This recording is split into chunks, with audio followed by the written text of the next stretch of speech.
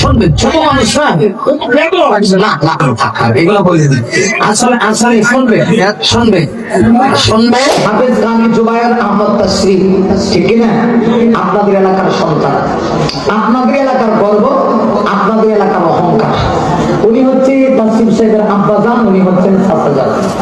মান অভিমান থাকতে পারে, ছেলেটার বয়সই আর কি হয়েছে, একদম ছোট না কি, অনেক বড় হয়ে গেছে নাকি?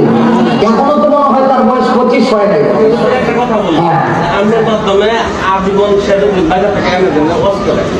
আলহামদুলিল্লাহ। আপনারা কি প্রস্তাব দেন যে আমি তাকে বলবো? আমি অবশ্যই তাকে বলবো, আপনাদেরকে সামনে সাক্ষী রেখে বলছি। আপনারা সবাই যদি অনুমতি দেন, আমি কি বলবো তাসরিফ সাহেবকে এই কথা? আপনারা কি তাকে চান? আমিও আসবো এবং তাসরিফ সাহেব আসবে ইনশাআল্লাহ। এটা চান? কারণ আমি দেখেছি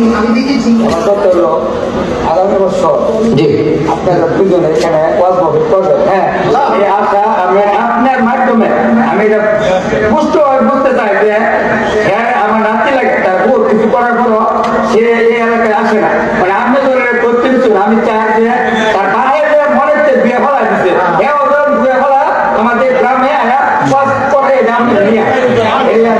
যাক, আলহামদুলিল্লাহ, আলহামদুলিল্লাহ, আমি খুশি হইলাম। আচ্ছা থাক থাক থাক,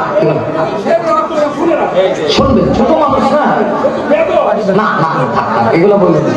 আসলে আসলে শুনবে, শুনবে, শুনবে, ইনশাল্লাহ শুনবে না। এটা এটা একটু একটু মান অভিমান করছে তো। আচ্ছা আচ্ছা, উনি একটু কথা বলো, উনি একটু কথা বলো।